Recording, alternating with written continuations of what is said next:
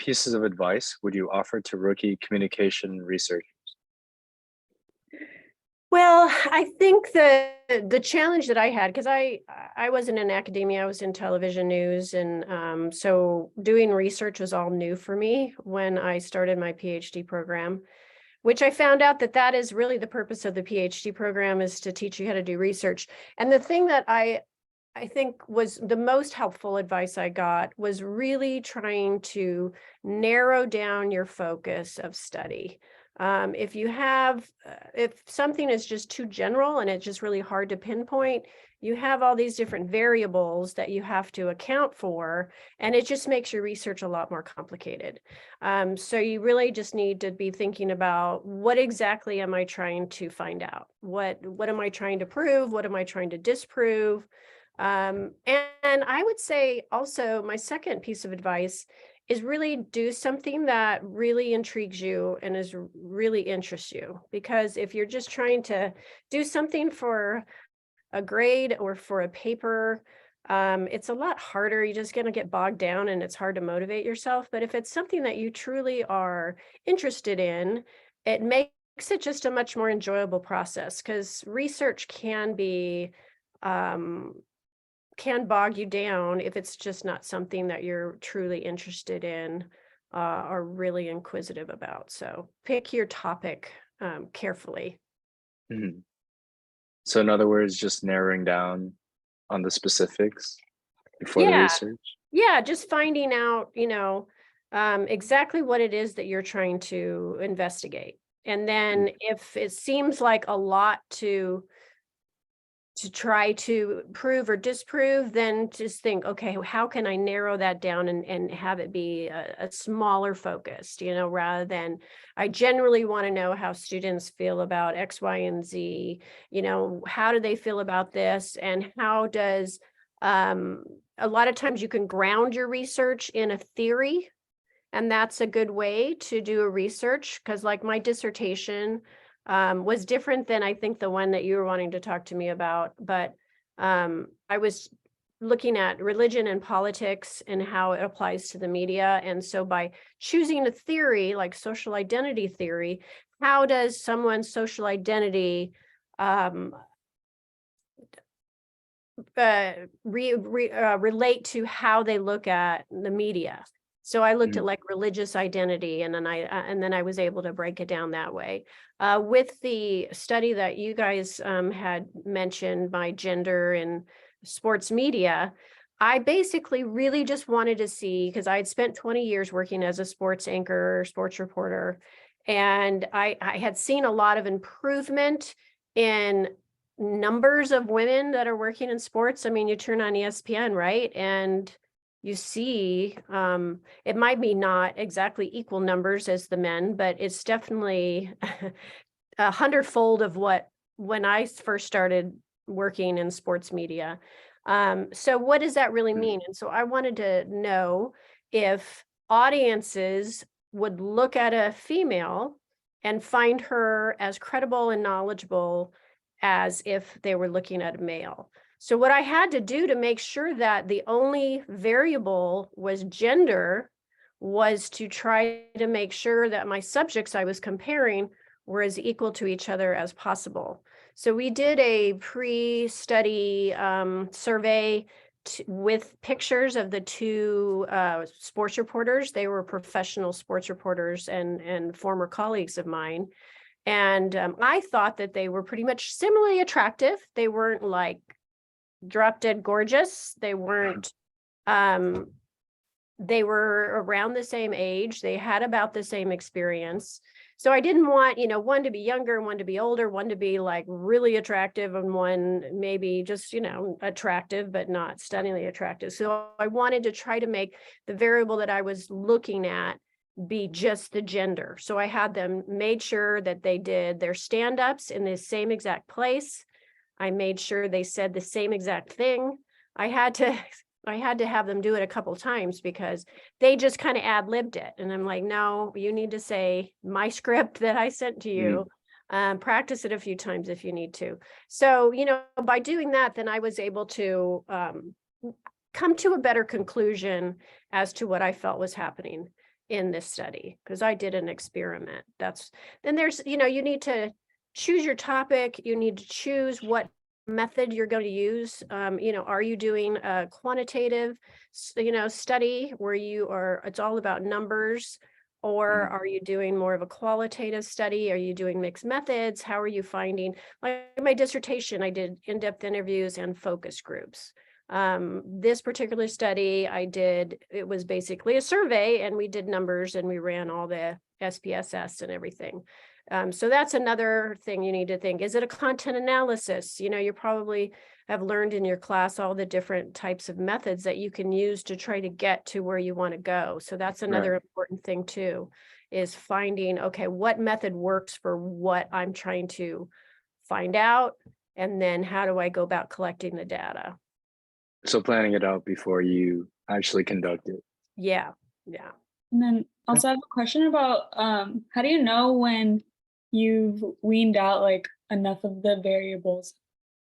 Well, I think that's where, having, especially when you're first starting out, having some type of mentor, or advisor or instructor that can kind of help you, and then just say, hey, this is just sitting down with them. This is what I want to find out. This is how I plan on getting there. And maybe they can give you some advice and think that, it's not that you have to eliminate all the variables, but you have to account for them. In your paper, you have to count. Well, I mean, even like I had people with my paper, like, well, why did you just have them talk about football? Why not other sports? And I'm like, well, because, women play a lot of other sports. They play softball, which is comparable to baseball. They play basketball.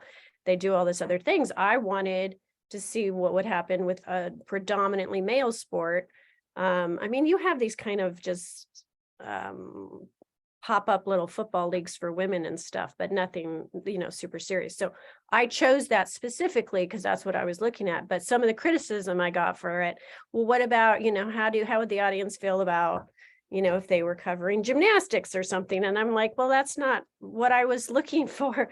Of course, they're going to be found more credible. I mean, as credible if it's gymnastics, because that's something that they compete in and actually is more popular than men doing gymnastics and stuff. So you'll always have some detractors that kind of look at your study and go, yeah, well, what about this and what about that? And then you just have to say, well, that's not what I was studying, So when you first start out, I think it's really important just to kind of find someone who has done a lot of research that just can look at it and give you some advice.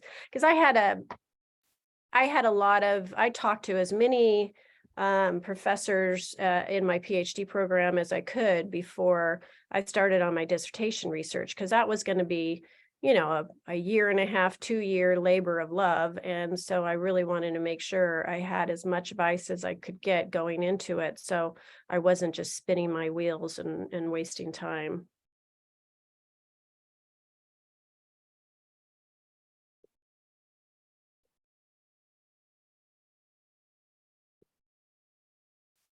I like how you brought up about the NFL specifically because there is no women's professional league. And I did think of somebody immediately when I was reading your study about the NFL, Erin Andrews. Mm-hmm. Since I do watch NFL quite a bit, I do see that she constantly interviews or gives comments on the players of the teams. So I immediately thought of her when it comes to the NFL or for the NBA, Doris Burke. She's actually one of my favorite commentators or analysts. She does a great So, job. Yeah. oh yeah, She knows her she's stuff. definitely one of my favorites. Yeah, so I think, even though equality in sports media, I'm not sure if that's ever fully attainable. Maybe it is down the road, but I feel like the women have made a lot of gains, especially with your generation. You grew up seeing women talking about sports, so it's natural Oh to yeah. you. You get some of these older, 70, 80-year-old men, they still, what's a woman doing talking about sports? I don't want to listen to her. But Yeah. as people grow up and as those people die off, I think that women will just continue to have that respect. And it's not like a blanket respect. You have to, show that you know your stuff, because there are some Mhm. women that I kind of like, Yeah.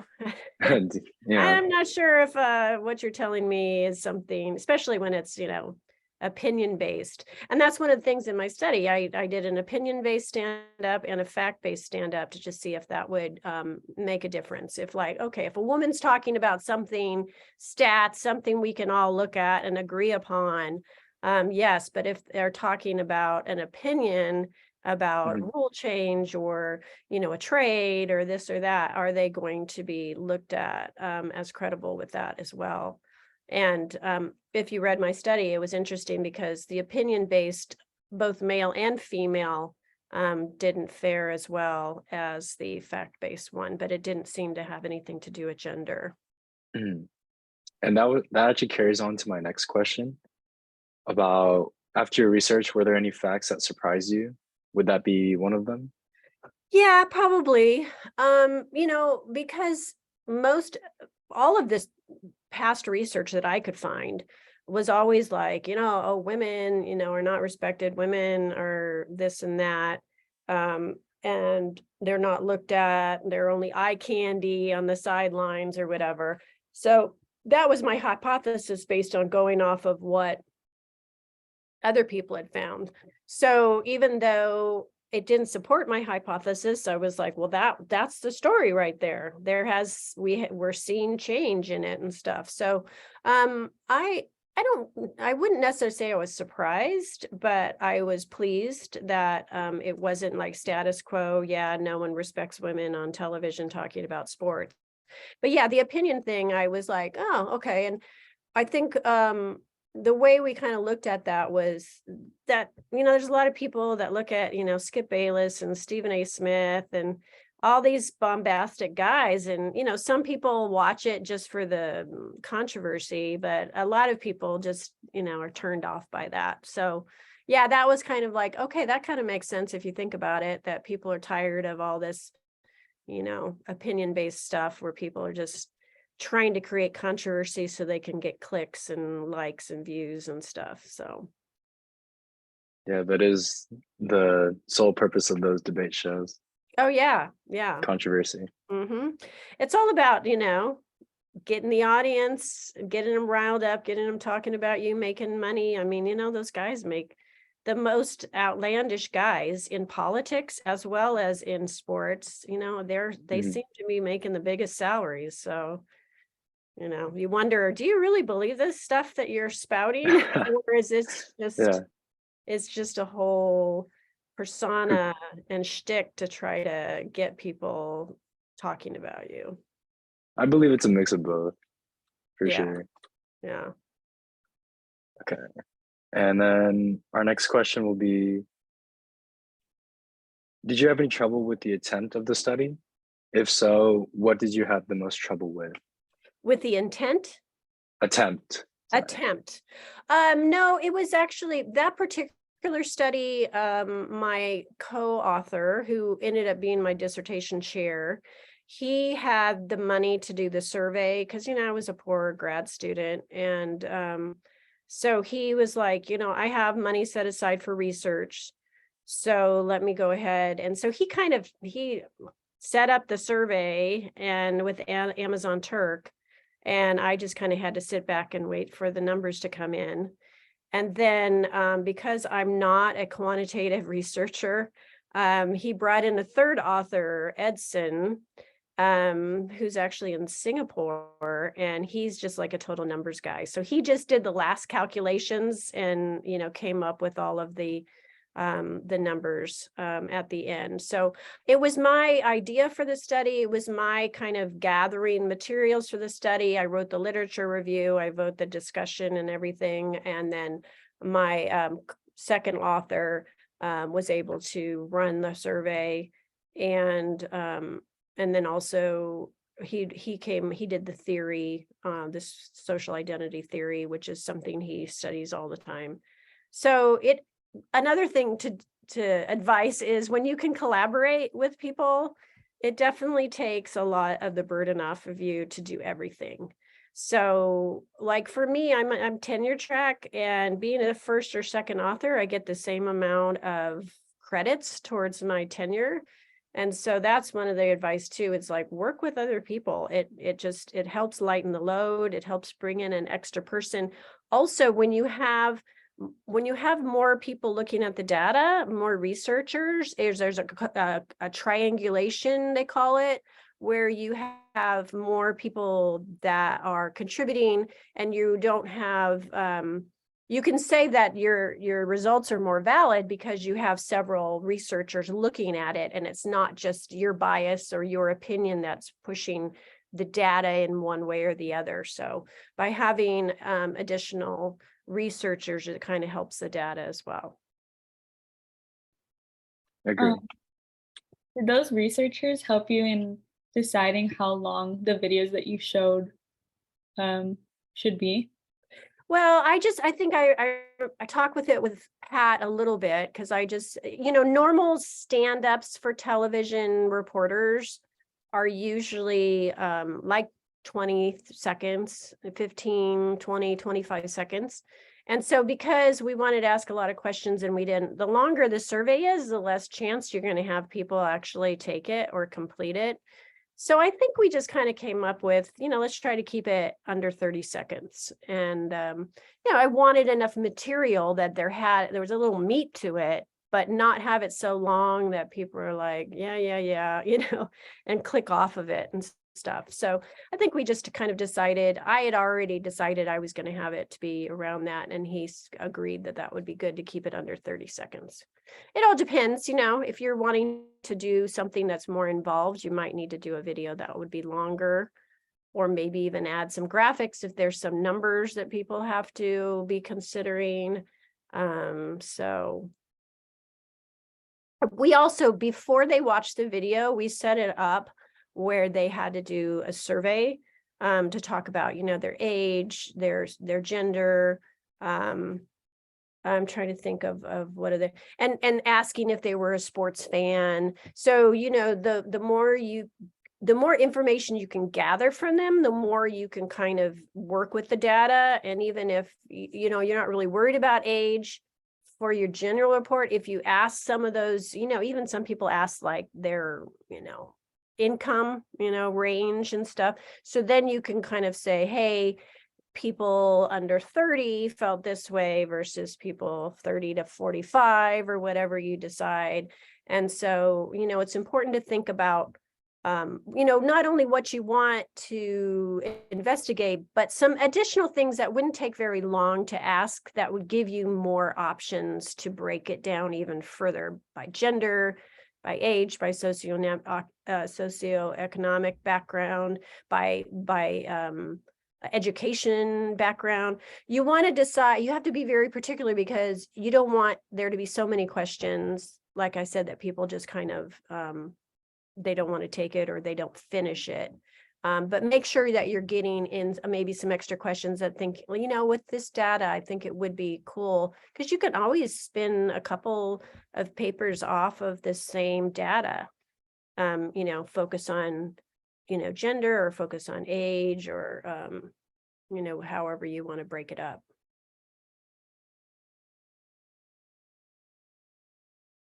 Did that answer your question? I think I went on a little longer. No, yeah, you definitely answered my question. Okay. Thank you.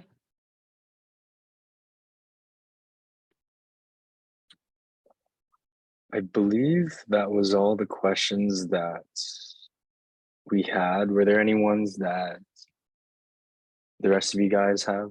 Sure. So do you guys actually do a research project in your class, or you're just trying to get information to kind of know what you would need to do if you were doing that in a future class? We are. Yeah, at the end of the semester. Yeah, we're going to be doing a group project Okay. on a specific topic, which we haven't chosen yet. We haven't started working on yet, but we're just trying to figure out like the behind the scenes of how it would work, so we can figure out how we would work on it. Okay. Like I said, just think about stuff that is in your wheelhouse that you're really interested in, because when you just look at, oh, geez, there are a million things that you could research out there, it can be a little overwhelming to come up with what you want to do. So for me personally, when I first started my PhD program, I was like, okay, my background is sports media. I'm a female in sports media, which is kind of, was rare when I started and not so rare. So I started thinking, okay, what could be some interesting aspects of that I could look at?